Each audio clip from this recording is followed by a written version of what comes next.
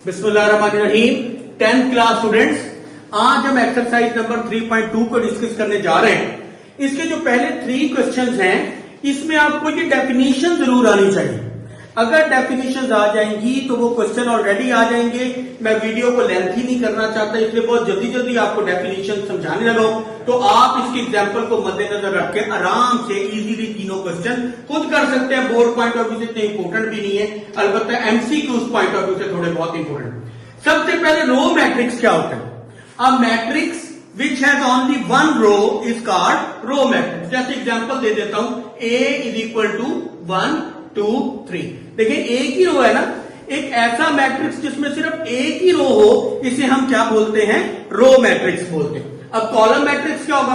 A matrix which has only one column.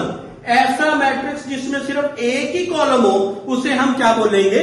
Column matrix. अब जब भी आ जाए कि ये मैट्रिक्स और ये इसमें रो मैट्रिक्स बताओ और कॉलम मैट्रिक्स, तो आपको पता लग जाएगा एक रो वाले मैट्रिक्स को हम रो मैट्रिक्स कहते हैं और एक कॉलम वाले मैट्रिक्स को हम कॉलम मैट्रिक्स कहते हैं। नल मैट्रिक्स क्या होता है? अ मैट्रिक्स एक ऐसा मैट्रिक्स इन विच जिसमें ऑल द एलिमेंट्स, जितने भी एलिमेंट्स हैं वो जीरो हो, all the elements are equal to zero, then such a matrix is called null matrix या जीरो मैट्रिक्स। यानी ऐसा मैट्रिक्स जिसमें सारे के सारे एलिमेंट्स जीरो हो, तो वो क्या कहलाएगा? नल मैट्रिक्स कहलाएगा या जीरो मैट्रिक्स। रट्टा लगाने की जरूरत नहीं है, बुक से समझ के इसको समझ लें तो आप इजीली खुद कर सकते हैं। स्क्वायर मैट्रिक्स क्या होता है? स्क्वायर मैट्रिक्स में जिसमें नंबर ऑफ रोज जो होती हैं वो इक्वल होती हैं नंबर ऑफ कॉलम के। जैसे मिसाल के तौर पे मैं लिखूं A इज इक्वल टू 1 2 3 4। देखिए इसमें 2 ही रोज हैं और 2 ही कॉलम है, जिसमें number of rows number of column के इक्वल हो जाए, this is called square matrix. अब 3 रोज 3 कॉलम भी हो सकते हैं, 4 रोज 4 कॉलम भी हो सकते हैं। मतलब रोज और कॉलम अगर आपस में बराबर होंगे तो उन्हें हम क्या बोलेंगे? स्क्वायर मैट्रिक्स बोलेंगे। ये सारी डेफिनेशंस आपके बुक के चैप्टर के स्टार्ट में दी हुई हैं, आप देख सकते हैं। रेक्टेंगुलर मैट्रिक्स क्या है?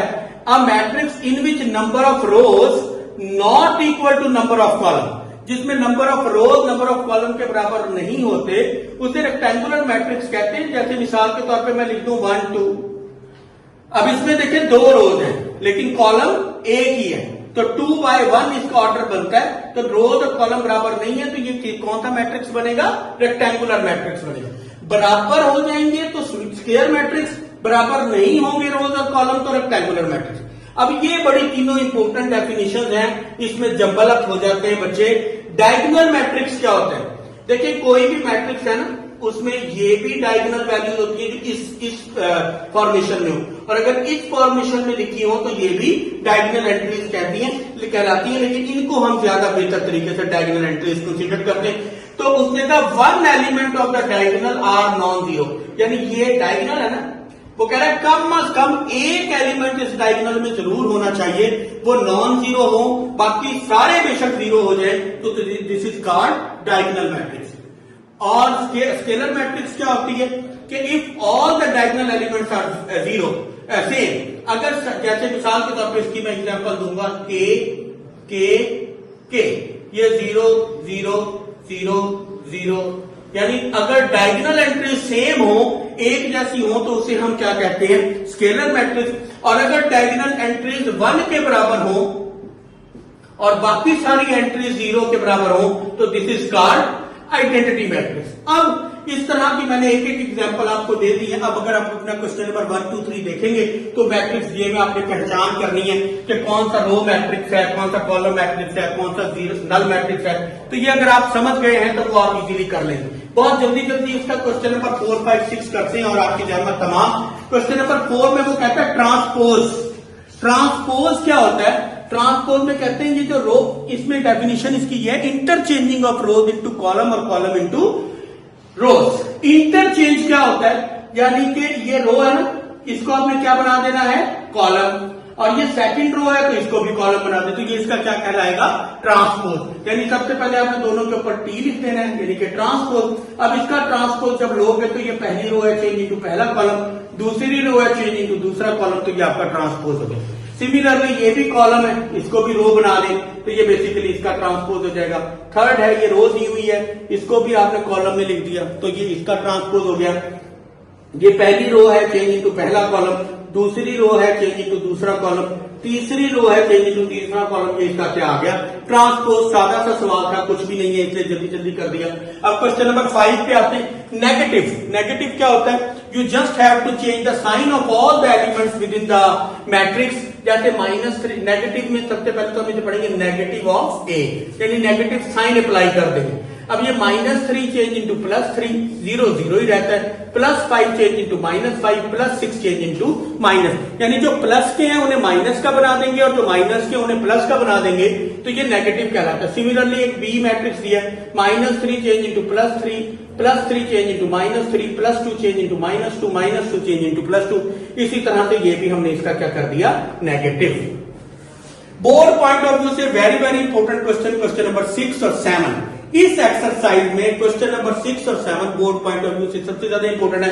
वो कहता है ए अगर ये है तो और बी ये है तो प्रूव करो A double transpose is equal to A. कुछ भी नहीं है, ए दिया हुआ, इसका ट्रांसपोज लो। अभी हमने ट्रांसपोज लेना सीखा। क्या? पहली रो चेंज इंटू पहला कॉलम, दूसरी रो चेंज इंटू दूसरा कॉलम, ये पहला ट्रांसपोज। लेकिन उसने तो कहा था डबल ट्रांसपोज, यानी इसका अगेन ट्रांसपोज ले लें। जब लेंगे तो पहली रो चेंज इंटू पहला कॉलम, दूसरी रो चेंज इंटू दूसरा कॉलम, तो देखेंगे ए के इक्वल आ गया, तो प्रूव हो गया। Hence prove A double transpose is equal to A. Similarly B भी है, पहले एक ट्रांसपोज लिया, पहली रो चेंज इंटू पहला कॉलम, दूसरी रो चेंज इंटू दूसरा कॉलम। सिमिलरली इसका फिर ट्रांसपोज लिया तो ये बी के इक्वल आ गया, तो B double transpose is equal to B. तो ये क्वेश्चन नंबर 6 आपका सॉल्व हो गया। लास्ट क्वेश्चन जो कि very very very important question है, होप सो कि आपको समझ आ जाएगा। सिमेट्रिक क्या होता है? अगर ए का ट्रांसपोज लें और वो ए के ही इक्वल आ जाए, this is called symmetric. Skew symmetric क्या होता है? नेगेटिव ऑफ ए के, लेकिन फिलहाल वो आपकी बुक में शामिल नहीं है तो मैं डिटेल में नहीं जा रहा। जो है सिर्फ उसी को ही करवा रहा हूं ताकि छोटी वीडियो बने, आप बोर ना हो और आप इजीली इसको समझ सके। एल आपको वैल्यू दी हुई है 2 3 4, 3 - 2 5 4 5 0।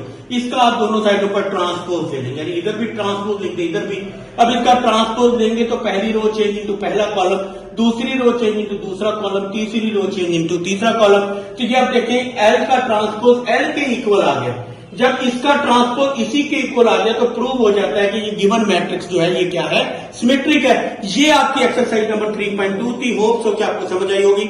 जो भी कंफ्यूजन हो, जो समझ नहीं आती, इनबॉक्स में बताएं, कमेंट सेक्शन में बताएं। इंशाअल्लाह आपकी परेशानी को दूर किया जाएगा। शुक्रिया, अल्लाह हाफिज।